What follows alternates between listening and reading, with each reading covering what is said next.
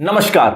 थोड़ा डिले हुआ उसके लिए माफी, लेकिन म्यूचुअल फंड्स 2024 की FAQs का वीडियो अब हाजिर है। तो आज मैं कुछ आपके कॉमन क्वेरीज जो हर वीडियो के नीचे अवेलेबल थी, बहुत सारे पूछी जा रही थी, उनको आंसर करने की कोशिश करूंगा। कुछ क्वेरीज जो हम केटर नहीं कर पा रहे हैं वो मैं पहले आपको बता देता हूं कि किस तरह के सवाल नहीं मिलेंगे, ताकि अगर आप उसका जवाब ढूंढ रहे हो तो आपका मैं समय बर्बाद नहीं करना चाहता। हर किसी का समय कीमती है। मैं आपको रीजन भी दूंगा कि वो सवाल हमने क्यों नहीं लिए। कुछ सवाल ऐसे आए कि मेरी एज 30 साल है, मेरे पास महीने के 10,000 रुपए इन्वेस्ट करने के हैं, मुझे फंड बता दो। ये बताना स्पेसिफिकली किसी को, उस इंसान से कि आपको इस फंड में इन्वेस्ट करना चाहिए, पर्सनली ऐसी पर्सनल एडवाइस देना, ये सेबी रजिस्टर्ड इन्वेस्टमेंट एडवाइजर कर सकता है, जो हम हैं। फिनोलॉजी है, लेकिन एडवाइस देने के पहले हमें KYC करना होता है, उसकी रिस्क प्रोफाइलिंग करनी होती है और बहुत सारे लीगल प्रोसेस है। एक एग्रीमेंट पे सिग्नेचर चाहिए होता है। तो इस तरह की पर्सनलाइज्ड एडवाइस देना कंप्लायंस के अगेंस्ट है। इसलिए इस तरह के स्पेसिफिक फंड रिकमेंडेशंस आपके लिए, आपके एज, अर्निंग गोल्स के हिसाब से कौन सा फंड, ये हम बिना आपको ऑनबोर्ड किए नहीं कर सकते हैं हमारे साथ, और इसलिए उन क्वेरीज का हम आंसर नहीं कर पाए हैं। दूसरा, कई बार कई क्वेरीज ऐसी आई हैं जहां स्पेसिफिक फंड के बारे में पूछा गया है कि ये फंड कैसा है, वो फंड कैसा है। अब एक एक फंड के बारे में एनालिसिस करना और उन सारे सवालों को इकट्ठा करके हर फंड का रिव्यू करना वीडियो में पॉसिबल नहीं था, तो किसी एक फंड का रिव्यू मैंने इस वीडियो में करने से अवॉइड किया है। ज्यादातर सवाल ऐसे लेने की कोशिश की है जिससे एक आंसर से बहुत सारे लोगों को सॉल्यूशन मिल सके। तो चलो अब अपन शुरू करते हैं।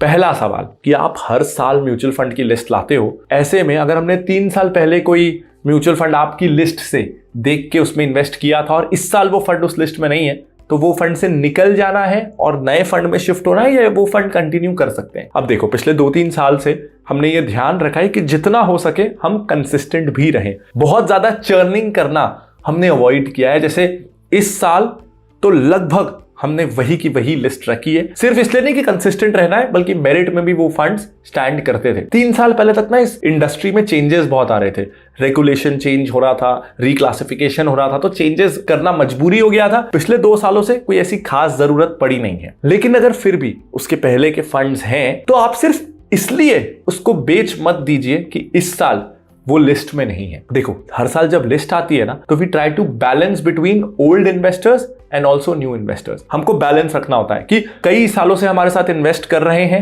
उनको हम क्या बताएं, और जो इस साल इन्वेस्टमेंट शुरू कर रहा है उसके लिए बेस्ट स्टार्टिंग पॉइंट क्या है। तो एक बैलेंस रखना होता है हर साल की लिस्ट लाते समय। अगर कोई फंड हमको स्पेसिफिकली बहुत बुरा लगेगा तो I will come on YouTube and I will tell you कि ये फंड बहुत बहुत बुरा है। लेकिन अगर वैसा नहीं हो रहा है तो आप अपने फंड्स में मोस्ट केसेस में बने रह सकते हैं। हाँ, अगर वो कैटेगरी ही हम इंक्लूड नहीं कर रहे हैं, जैसे इस साल कोई मिड कैप फंड नहीं था, वो कैटेगरी ही हमें पसंद नहीं है, तो फिर उस कैटेगरी का कोई फंड हमको पसंद नहीं है, तो आपको उस हिसाब से डिसीजन लेना है। लेकिन इस साल मैंने कई बार वीडियोस में कहा भी है कि हमारी चॉइस से एकदम मिलता जुलता फंड, एक दूसरे नंबर का, तीसरे नंबर का फंड भी था, लेकिन कंसिस्टेंसी के लिए हमने इसी फंड्स के साथ जाना कंटिन्यू किया। लमसम और SIP, देखो ऐसे बढ़े हुए मार्केट में, when market is at an all time high, हर रोज नई ऊंचाइयां वो ला रहा है। अब ये आज की बात है ना, ये वीडियो मैं अभी बना रहा हूं 15 दिसंबर के आसपास, तो मैं आज की बात कर रहा हूं। मार्केट रफली अपने ऑल टाइम हाई के आसपास है। ऐसे में बहुत सारा पैसा मैं लमसम डाल दूं, मुझे डर लगेगा, मैं ऐसा नहीं करूंगा।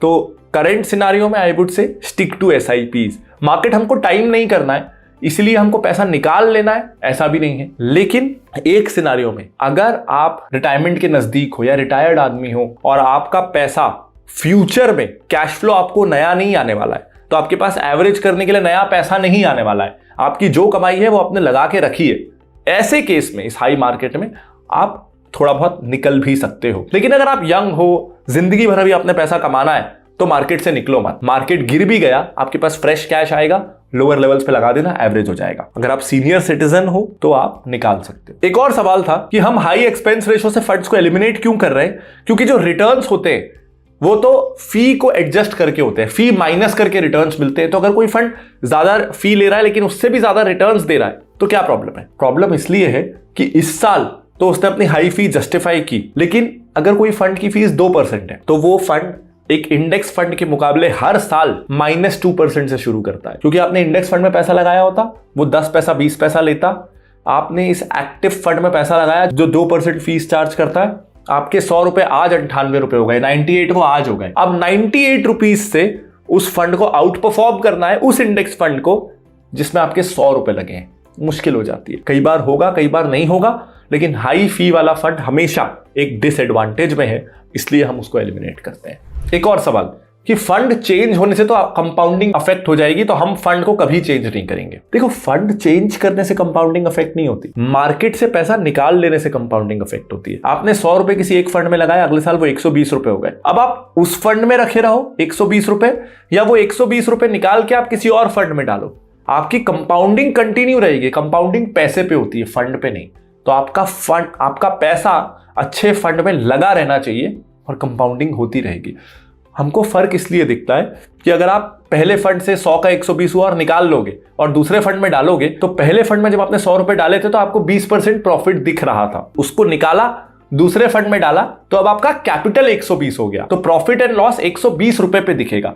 इसलिए हमको लगता है कि हमारे रिटर्न 0 हो गए, लेकिन ऐसा हुआ नहीं। तो कंपाउंडिंग फंड में, मार्केट में पैसा लगा के रखने से होती है। एक ही फंड से कंपाउंडिंग होगी, उसको शिफ्ट कर दोगे तो कंपाउंडिंग रुक जाएगी, ये गलत। एक इंटरेस्टिंग सवाल था, अगर हमको 5 साल बाद पैसों की जरूरत है, मार्केट आज तो अच्छा कर रहा है लेकिन तब मार्केट गिर गया, तो मैं क्या करूंगा? मैं तो फंस गया। उस समय मार्केट कैसा रहेगा और तब मेरे को जरूरत हुई तो देखो, जो पैसों की जरूरत आपको 2 साल 3 साल में है, उसको आप धीरे धीरे शिफ्ट करने लगो एफडीज की तरफ। जो पैसे की जरूरत आपको 5 साल 10 साल बाद है, उसको रहने दो मार्केट में, क्योंकि 5 साल 10 साल बाद मार्केट का लेवल भी बहुत ऊंचा होगा, वहां से 10-20% का करेक्शन होगा भी ना, तो भी आज के लेवल से आपकी कंपाउंडिंग को ज्यादा फर्क नहीं पड़ेगा। देखो यार, आपने कोई फंड 100 की एनएवी में लगाया, वो 20 साल बाद मान लेते हैं 500 की एनएवी पे है।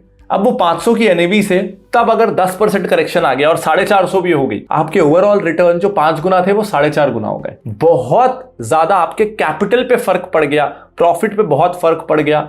ऐसा होने वाला नहीं है, इसलिए ज्यादा चिंता दूर के रिटर्न्स की आपको नहीं करना है। एक और इंटरेस्टिंग सवाल था कि why safety is the focus जब हम लार्ज कैप फंड्स लेते हैं, हायर रिटर्न्स पे फोकस क्यों नहीं है?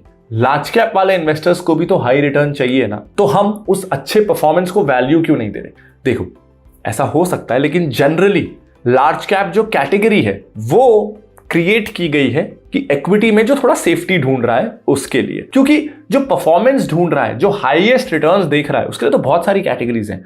स्मॉल कैप है, मिड कैप है, फ्लेक्सी कैप है, मल्टी कैप है, सेक्टर फंड्स है, हम नहीं कहते, लेकिन कैटेगरीज है ना।